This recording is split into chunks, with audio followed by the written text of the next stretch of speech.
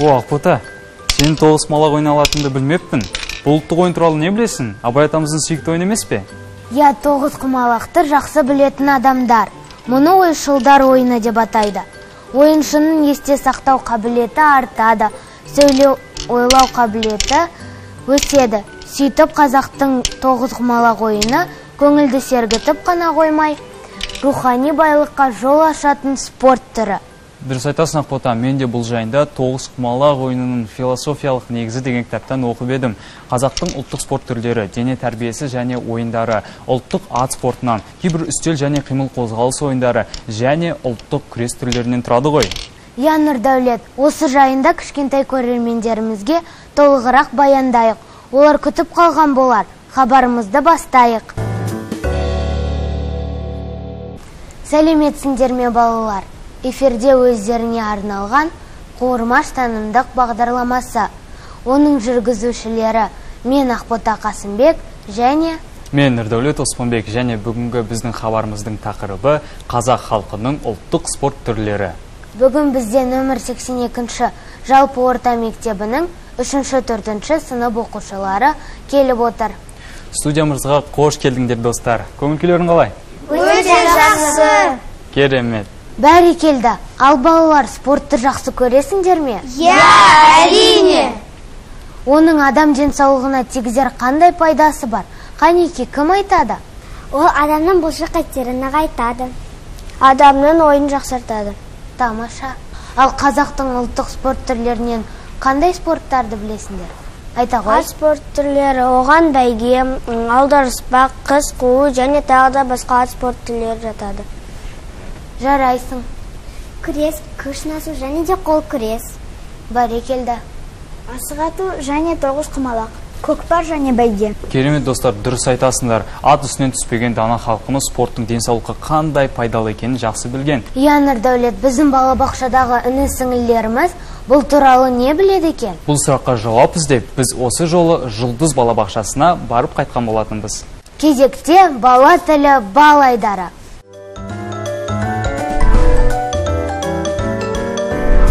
Көп адамдар шабады. Көп адам атқа мінеді де шабады. Ақ киімде болады. Екі адаммен күреседі. Көп адам күші бар күреседі. Аяғда мен әкесім күреске қатысқан. Сосын ол жеңімпаз болған. Біз баланы құлатып күрескен. Чемпион болады, соған медаль береді. Немесе көпік береді. Киімдері көп қызыл. Содан кейін күресуді бастайды. Олар күреседі. Шолқы қонақ ақ болады. Адамдар оған мінеді, шабады. Оның құйрығы бар. Оның көзі бар, мұрны бар, аузы бар, аяғы бар. Ол қатты шабады. Тартқанда ол тоқта қалады. Аузы болады. Баланың күші көп адам. Қажымұқан атамыз балуан болған. Балуан деген күші көп адам. Құс қуу, олмен қыз атқа отырады. Қыз бірінші болып шауып кетеді, ол ең артында шауады.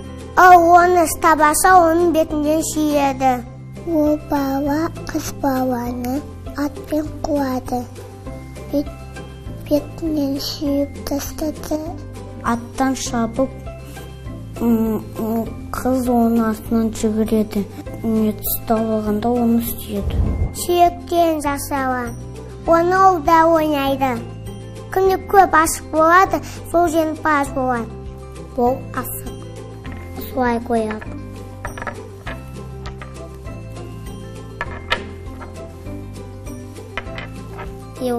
Олай ойнайды. Асықты осылай ойнайды. Асық деген асық ату. атам асықты емеленме береді. Отасына қой кетеді. Сосын екі бала жүгіреді, кім бірінші алады, сол жеңімпаз болады.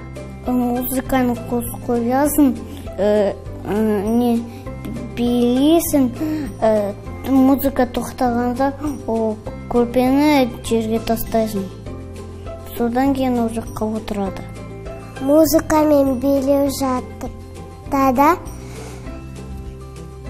айналады. Музыка тоқтағанда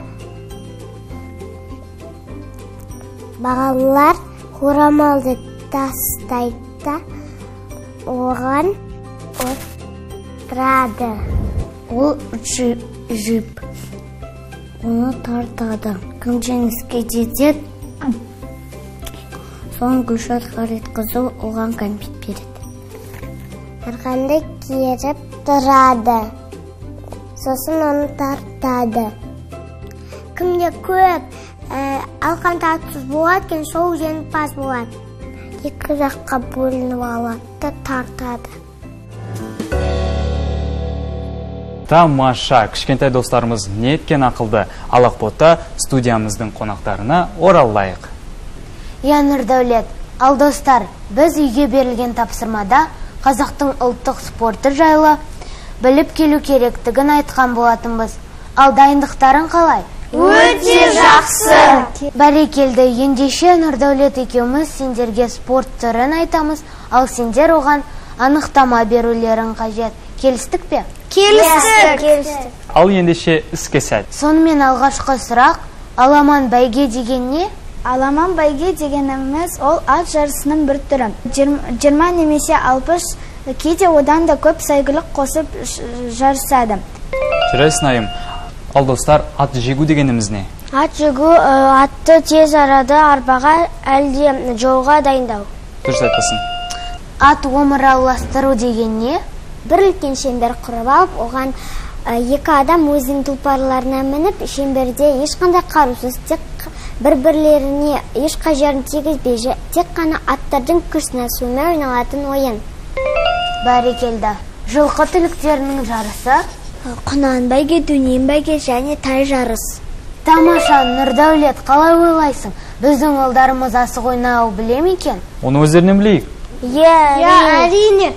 Бұл ойынды ойнау үшін үлкен шеңбер сызу керек. Шеңбердің ортасына сызық қойылады. Тұрып ататын жерді белгілейміз. Сол сызыққа тіккен асықтарды тіземіз. Ойынды бастау үшін әркімде сақа болу керек. Мен де асық ойнаймын, ау менің сақам. Жарайсың, ал сұрақ жауабымызда әрі қарай жалғастырайық. Жамбы ату қандай спорт түрі? Жамбы ату ол әркіміз атына отырып, қолына садағын алып, жылдамдықпен келе жатып, нысанаға көздейді. Ат спортының түрлерін жақсы біледі екенсіңдер. Достар, жарайсыңдар, енді осы білімімізді одан әрі толықтыру үшін ортамызға жамбы ату спортынан спорт шебері Қайрат ұлттық және ат спорты түрлері бойынша балалар мен жасөспірімдер спорт мектебінің оқытушысы Омарбаев Талғат Тиштіғұлын ортамызға шақырайық.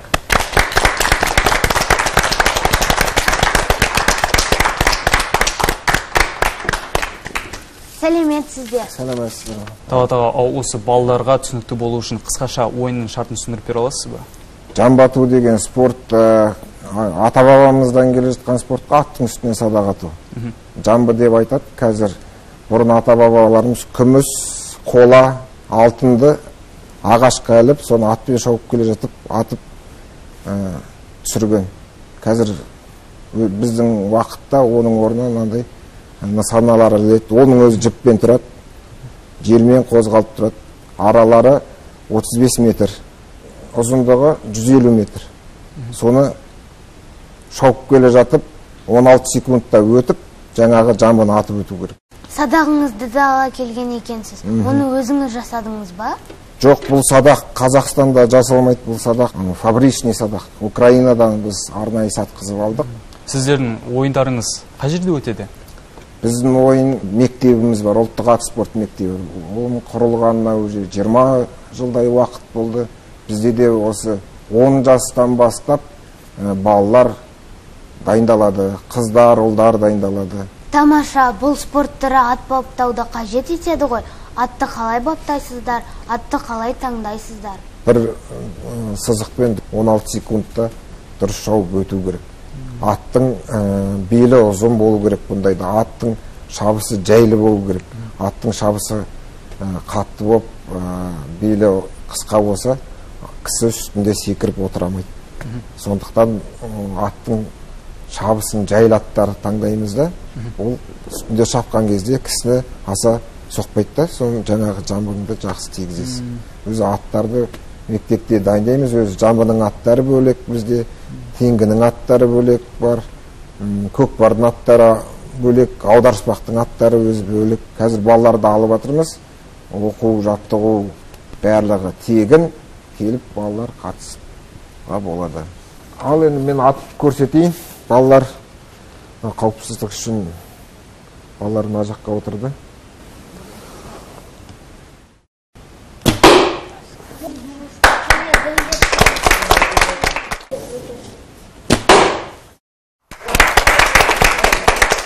Таға, сонымен қоса сіз саятшылықпен және аңшылықпен айналысады екенсіз? Тазы иттерім бар өзім, мен негізі Қарқаралы төңірегінде дүниеге келгем. Сол Қарқаралды ауылда иттерім бар. Өз сол жақта аңға шығып, сол тазыларын сол ауылда ұстап, аңға шығып. Қандай керемет. Ал балалар, сендердің қонағымызға қоятын сұрақтарың бар ма? Айта ғой.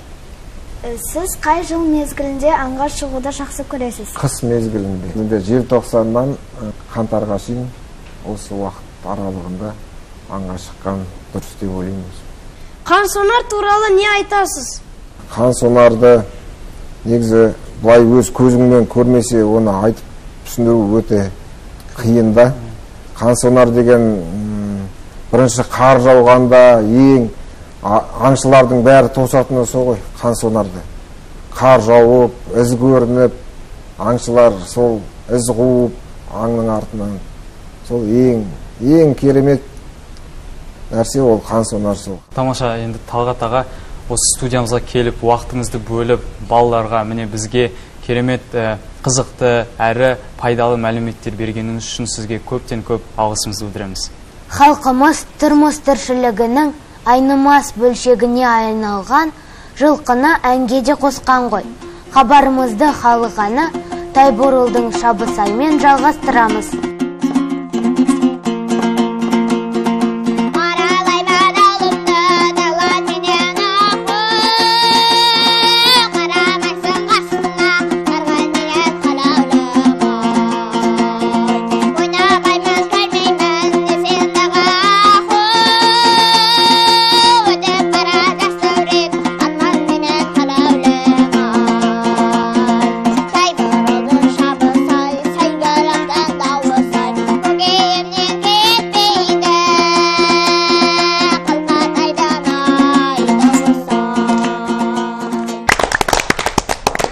Ал балалар, қазақ күресі туралы не білесіңдер?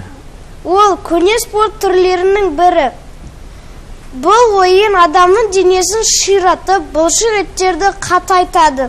Шыдамдылыққа, батылдылыққа, ептілікке, керек кезінде тез ойланып, әдіс таба білуге машықтандырады. Тамаша, дұрыс айтасың. Бағдарламамыздың келесі қонағы қазақша күрестен Азия чемпионы Еламан Хуанбай. Кезекте бізде бала болған біз айдары.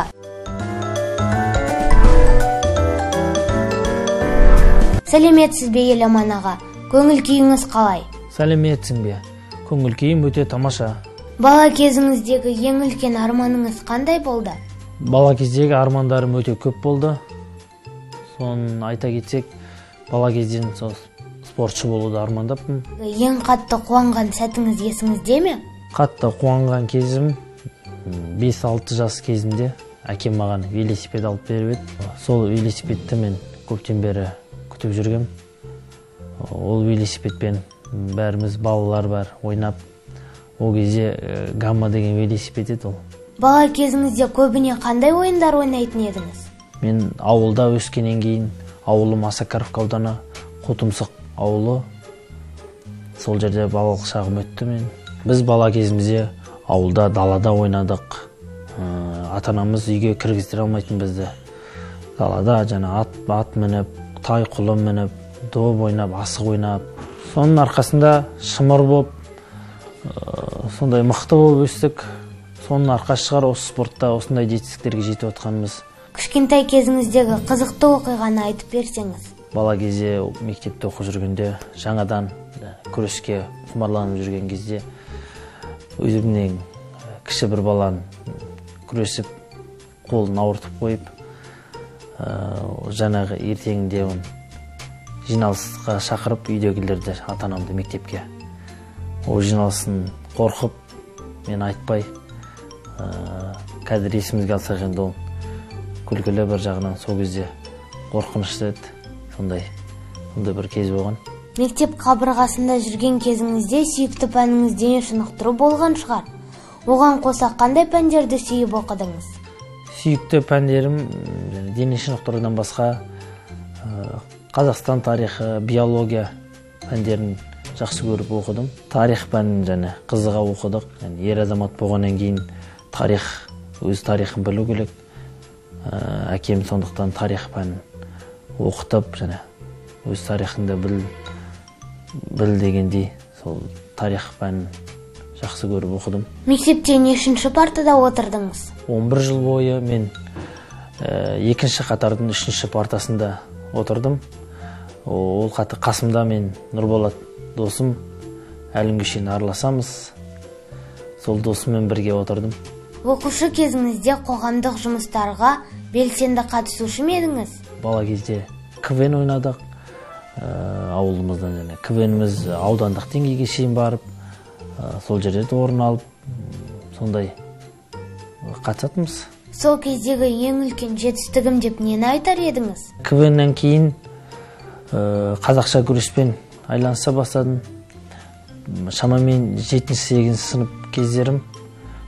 Ең алғаш кіріс орын алып, медаль алып, Картой Омаров атамыздың турнирында ең алғаш рет медаль алып, сол бала кездегі ең үлкен жетістіктерім бірі. Чемпион атануға дейінгі жол сіз үшін қаншалықты қиын болды?